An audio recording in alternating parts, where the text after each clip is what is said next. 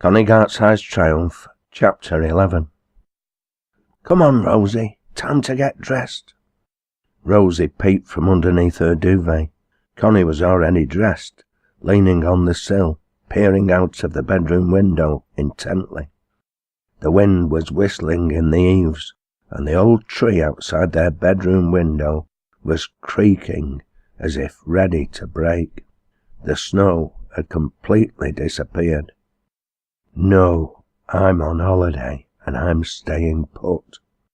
She turned over, wrapping her duvet firmly around her body in the process, seeking to make herself immune from any invasion her friend might be planning. "Please yourself, but you're missing the downfall uprising." Rosie unravelled herself from her warm, soft body armour and was out of bed like a shot. Much to her astonishment, a great spray of what looked like water vapour was rising in a massive cloud high in the air above the gritstone edge of the Scout. But what really grabbed her attention was the fact that the lower point of this moving tower of spume began round about halfway down the waterfall's 98-foot drop. Wow, how amazing! I wonder if Grandad's seen it. He must have, the number of years he's been coming to Kinder, Connie pointed out. Anyway, get dressed and you'll soon find out. He's probably tugging into breakfast right now. With that, she made her way out of the room and down the stairs. Rosie continued to gaze out of the window, taking in the spectacle the natural phenomena provided as it unfolded in front of her eyes. A yelp from Titch attracted her attention, and then Ralph was walking across the yard. He opened the door to his workshop and disappeared inside. The girl smiled to herself and resolved to get dressed and join the family below.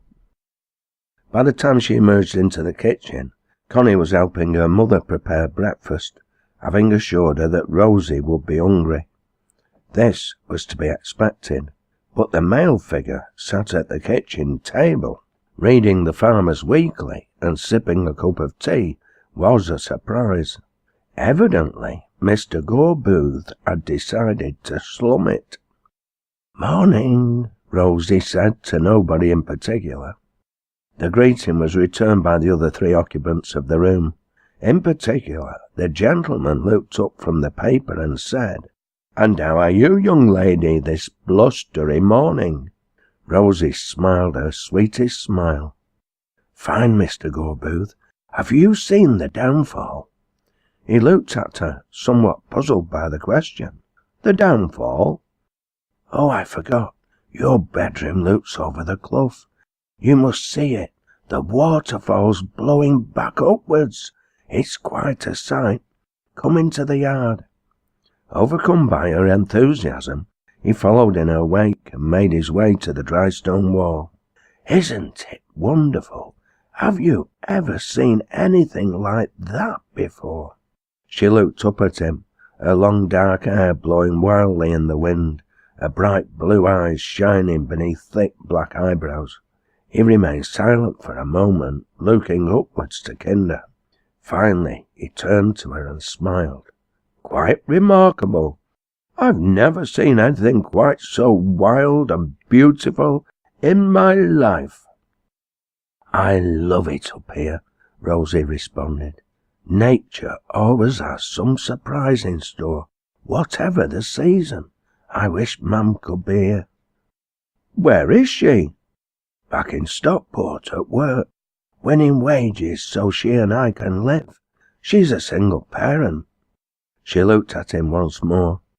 "Did you hear the Prime Minister's speech on Friday? Evidently, I'm one of those feral children destined to become a scrounger or a leech on society at best." She shook her head and laughed. "And I thought I was going to be an engineer." "Are we going to make a start on a new sledge today?" Ralph looked up through the steaming vapour of his cup of tea at Rosie and shook his head. "I need more materials. There's an engineer's supplies warehouse On the edge of New Mills there's all kinds of odds and ends, but I need more cash. Anyway, we need to collect wood for the bonfire tomorrow." Grandad looked at his granddaughter. "What's this about, Rosie?" "Didn't I tell you, Grandad?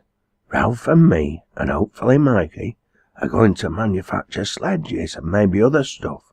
Trouble is, we need some thingy-me-bob. Oh, you know, what do you call it, Grandad?" Jack O'Donnell seemed completely mystified. "Working capital, that's it," Rosie exclaimed, remembering her lessons in basic capitalist economy. "We need working capital to get us off the ground. I'm going to have to save up all my pocket money. Without raw materials, we can't make anything." "I've got 76 pence, Connie divulged somewhat hopefully, remembering the rebuff she'd received the night before. Grandad's eyes narrowed and he looked thoughtful. "Where are you going to carry out this work?" "Ralph's got a wonderful workshop. Do you want to see it?" Grandad grunted and began to rise from his seat at the table. "Why not, lass? Put your coat on. It's not over warm out there." "I'll come with you," Ralph said. "Me too," Connie added, determined not to be left out, whatever the others might think. Once suitably clothed, they trooped out of the kitchen, and Ralph opened the door to his workshop, leant around the door jamb, and switched on the light. "After you, Mr. O'Donnell." Jack entered the brightly illuminated room. Rosie joined him as he took in the neat layout of the workshop and its contents. "This really does have possibilities. Very impressive, Ralph." "Where's the sledge?" Rosie's tone of voice signalled her alarm.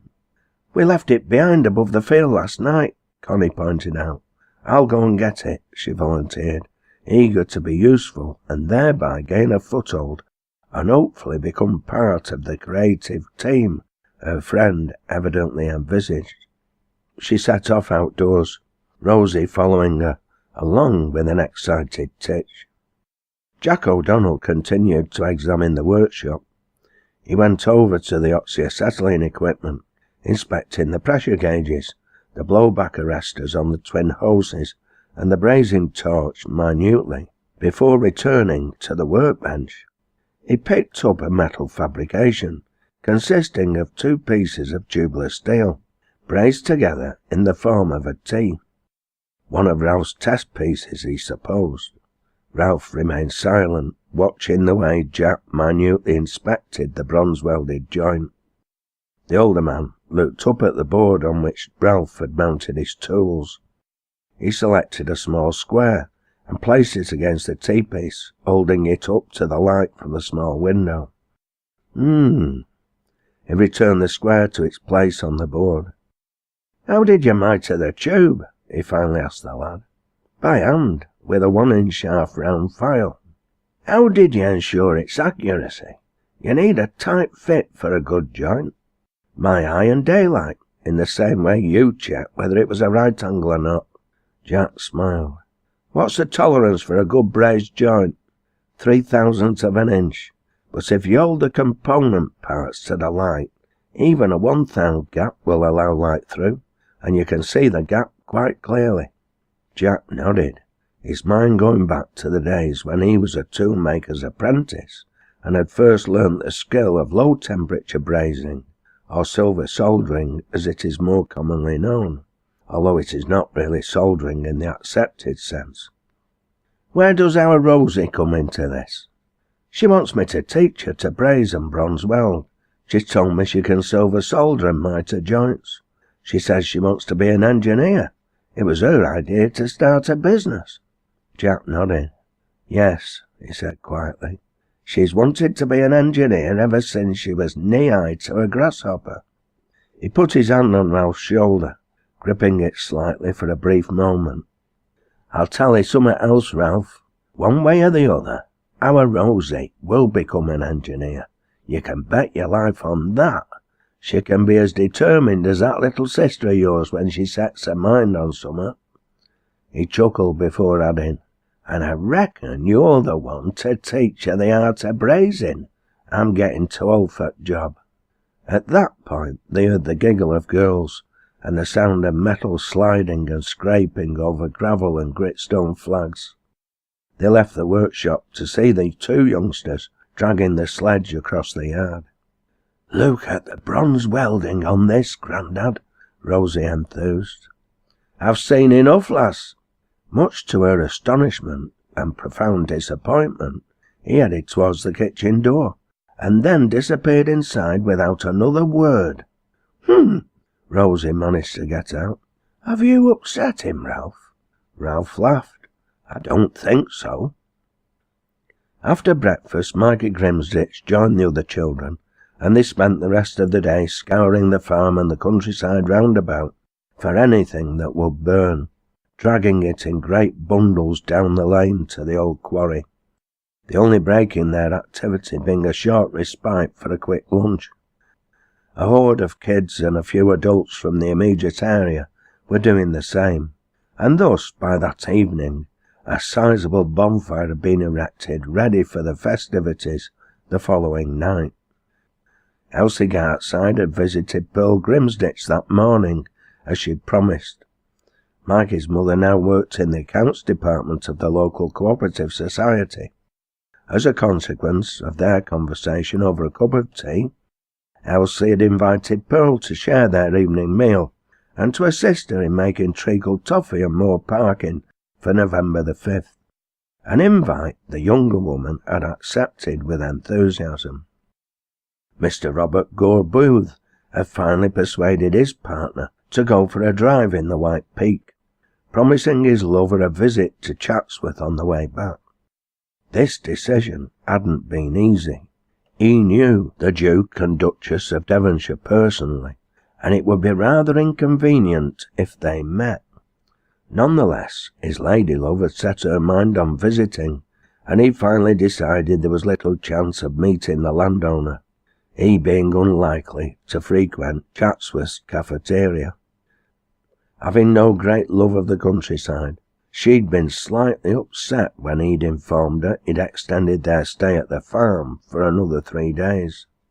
He finally persuaded her by means of a bribe or two, a day out on a shopping expedition in Manchester city centre, and a trip to fashionable Knutsford and Tatton Park in Cheshire. She claimed to be a woman with simple needs. Robert knew better. Edwina had many appetites, some of which could not be discussed in polite company, and were confined to the boudoir in the main. She had a penchant for fashionable clothes, expensive lingerie and underwear, combined with a burning desire for government office.